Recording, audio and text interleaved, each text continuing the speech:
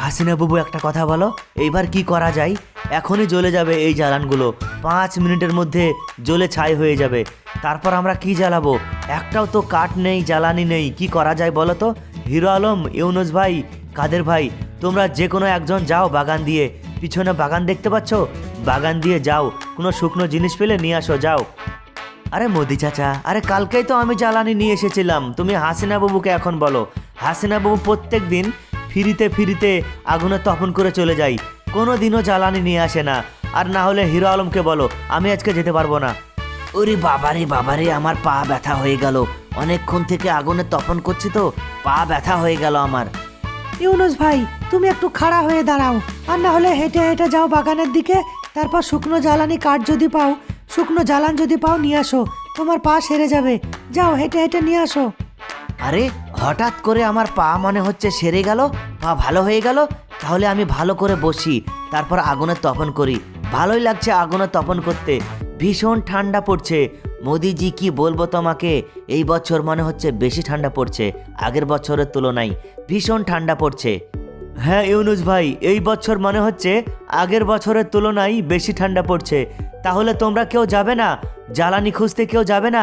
ঠিক আছে, বসে থাকো, এইগুলো যখন জ্বলে যাবে তারপর বসে বসে পোঙা চুলকায়ও। আরে ঠিক আছে ঠিক আছে, মোদি চাচা, ইউনুস ভাই, হাসিনা বাবু, কাদের ভাই, তোমাদের কাউকে যাওয়া লাগবে না, আমি যাচ্ছি। মমতা দিদির বাগান আমি যাচ্ছি, তারপর ওখান থেকে কিছু জ্বালানি শুকনো নিয়ে আসি জ্বালাবার জন্যে, কিন্তু চুপি চুপি গিয়ে নিয়ে আসতে হবে। মমতা দিদি দেখলে সমস্যা আছে। ভিডিওতে লাইক করো, শেয়ার করো, সাবস্ক্রাইব। হাসিনা বাবু একটা কথা বলো, এইবার কি করা যায়? এখনই জ্বলে যাবে এই জ্বালানগুলো, 5 মিনিটের মধ্যে জ্বলে ছাই হয়ে যাবে। তারপর আমরা কি জ্বালাবো? একটাও তো কাঠ নেই, জ্বালানি নেই, কি করা যায় বলো তো? হিরো আলম, ইউনুস ভাই, কাদের ভাই, তোমরা যে কোনো একজন যাও বাগান দিয়ে। পিছনে বাগান দেখতে পাচ্ছ? বাগান দিয়ে যাও, কোনো শুকনো জিনিস পেলে নিয়ে আসো, যাও। আরে মোদি চাচা, আরে কালকেই তো আমি জ্বালানি নিয়ে এসেছিলাম, তুমি হাসিনা বাবুকে এখন বলো।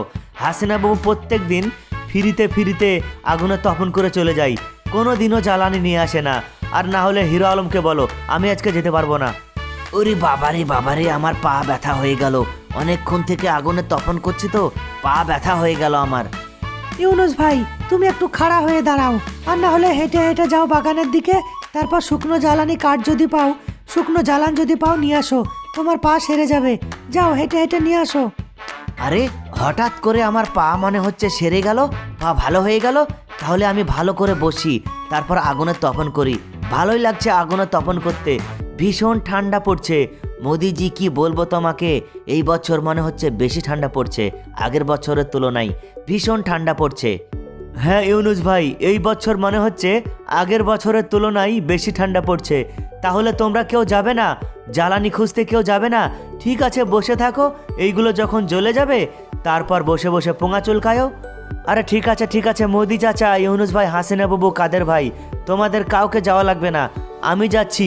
মমতা দিদির বাগান আমি যাচ্ছি, তারপর ওখান থেকে কিছু জ্বালানি শুকনো নিয়ে আসি জ্বালাবার জন্যে, কিন্তু চুপি চুপি গিয়ে নিয়ে আসতে হবে।